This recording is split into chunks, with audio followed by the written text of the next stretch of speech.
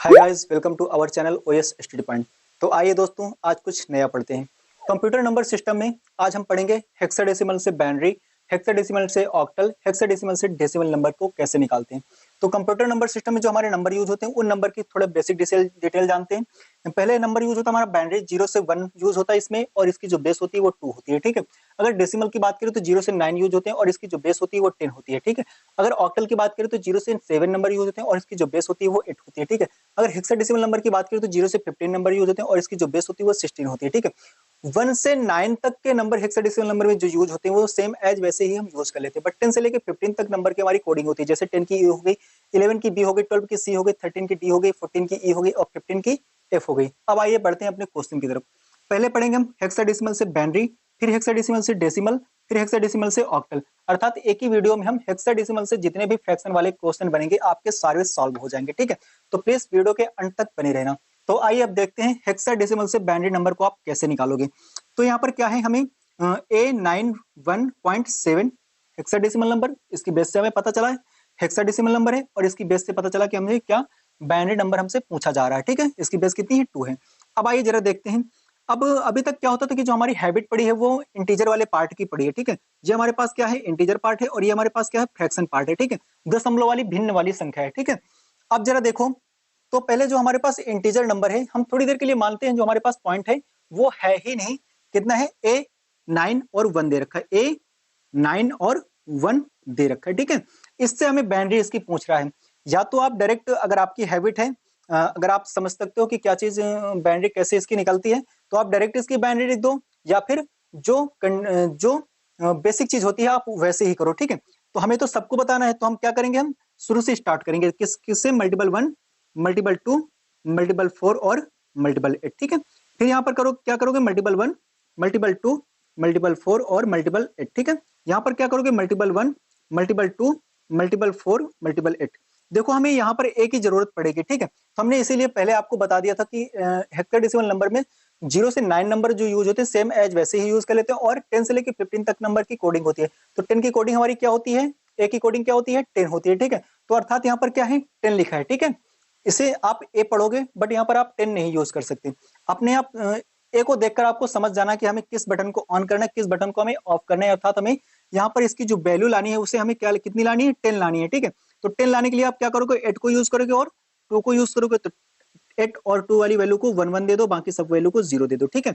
तो आप डायरेक्ट भी ऐसे कर सकते थे। अब 9 के लिए कैसे क्या करोगे आप, मल्टीपल 1, मल्टीपल 2, मल्टीपल 4, मल्टीपल 8। जैसे आप इस चीज को ना करते तो क्या करते, 8 9 के लिए 8 को आप 1 देते, और 1 को आप 1 देते, बाकी वैल्यू को 0 देते। तो यहाँ पर क्या करोगे, 1 0 0 1। ठीक है। ये तो आपके प्रैक्टिस पर है, आप कितना इसे कितना आप क्वेश्चन लगाते हो और आप कितना इसे समझ पा रहे हो। ठीक है। तो आप आपको यहाँ पर हेक्साडेसिमल नंबर में 1 चाहिए, 1 वाली बटन को ऑन करोगे, बाकी सब वैल्यू को क्या कर दोगे, 0। तो इंटीजर वाला जो हमारे पास पार्ट था, तो उसकी तो हमने बाइनरी निकाल ली। अब यहाँ पर क्या है, 0.7 है। ठीक है। 0.7। तो 0.7 के लिए क्या करते हैं, जैसे इंटीजर वाले पार्ट के लिए किया वही सेम चीज हम फ्रैक्शन वाले पार्ट के साथ भी करेंगे। क्या हो जाएगा, मल्टीपल 1, मल्टीपल 2, मल्टीपल 4 और मल्टीपल 8। अब यहाँ पर हमें 7 तो कहीं दिख नहीं रहा, तो हम ऑन कैसे करें बटन को। तो क्या हमें क्या क्या मिला ले कि हमें इसकी वैल्यू कितनी मिल जाए, 7 मिल जाए। अगर हम 4 को यूज कर ले, 2 को यूज कर ले और 1 को यूज कर ले, तो इसका ऐड कितना हो जाएगा, 7 हो जाएगा।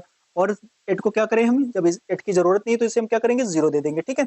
तो ये जो बाइनरी हमारी निकल कर आई, लेफ्ट से राइट साइड सारी वैल्यू को हम लिख लेंगे और बेस इसकी 2 कर देंगे, और यही हमारा बाइनरी नंबर हो जाएगा। अर्थात हेक्साडेसिमल नंबर से आप बाइनरी को ऐसे प्राप्त कर सकते हो। ठीक है।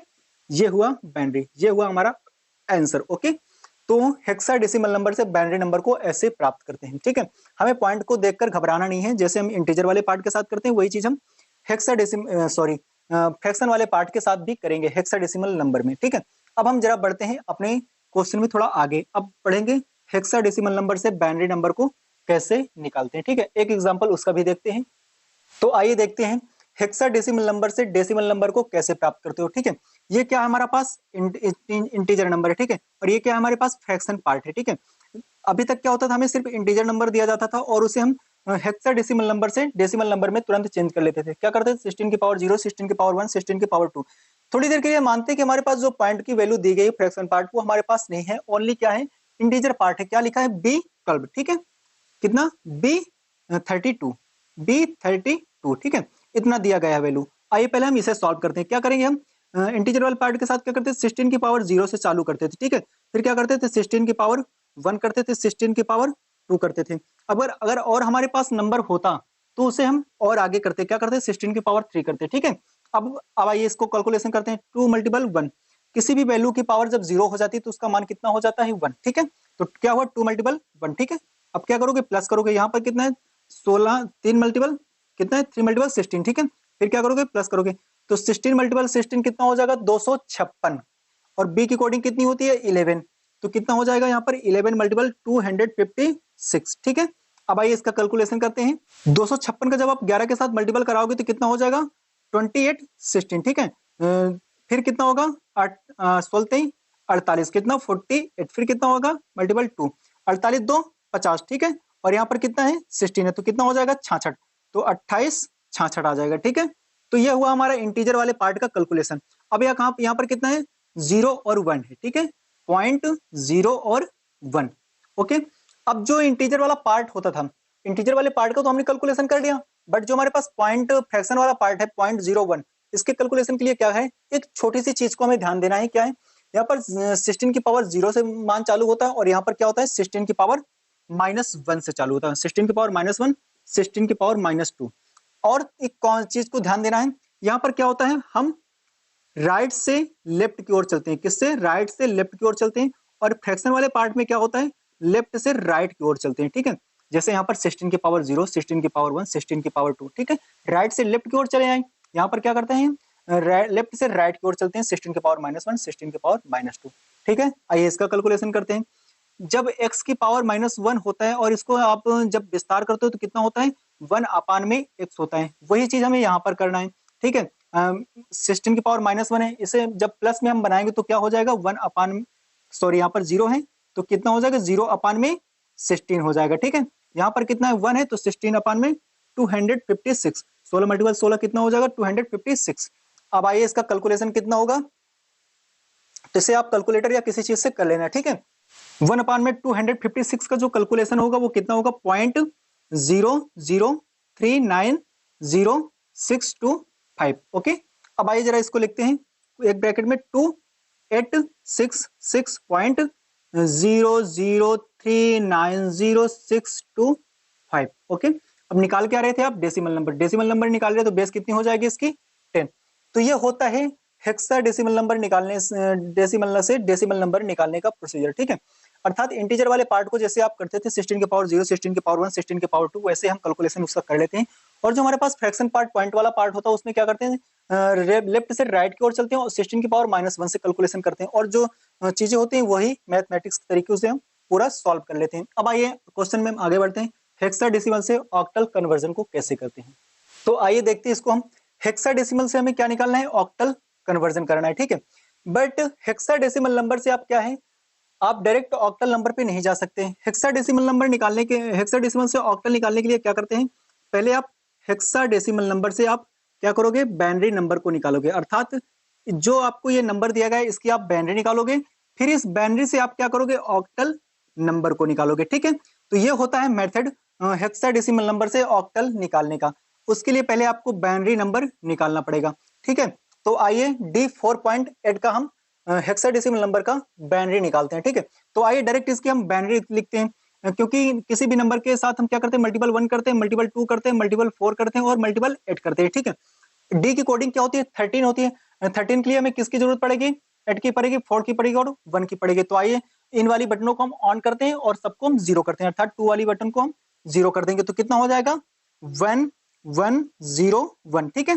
अब 4 के लिए क्या करोगे, 4 वाली बटन को आप 1 दोगे, बाकी सबको क्या करोगे 0 कर दोगे, तो 0 1 0 0, ठीक है। अब क्या करोगे, पॉइंट लगाओगे, और जो इधर हमारा 8 दे रखा है, 8 के लिए क्या करोगे, आप 8 करोगे अर्थात 1 करोगे, फिर क्या करोगे 0 0 0, ठीक है। और ये हो गई बाइनरी। अब क्वेश्चन हमारा कुछ ऐसा बन गया, ठीक है, जैसे हमने पहले किया था। अब हमें निकालना है ऑक्टल, अर्थात ये हमारे पास बाइनरी हो गई और हमें अब ऑक्टल नंबर को निकालना है, ठीक है। आप हेक्साडेसिमल नंबर से आप डायरेक्ट ऑक्टल पे नहीं जा सकते। हेक्साडेसिमल नंबर ऑक्टल में जाने के लिए आप पहले बाइनरी निकालोगे, अर्थात इस नंबर की आप हमने बाइनरी निकाली। अब इस बाइनरी नंबर की हम ऑक्टल निकालेंगे और फिर वही होगा हमारा हेक्साडेसिमल टू ऑक्टल कन्वर्जन। ठीक है, अब ये हमारे पास फ्रैक्शन का पार्ट दिया गया है बाइनरी नंबर को, और इसे हमें ऑक्टल में कन्वर्जन करना है।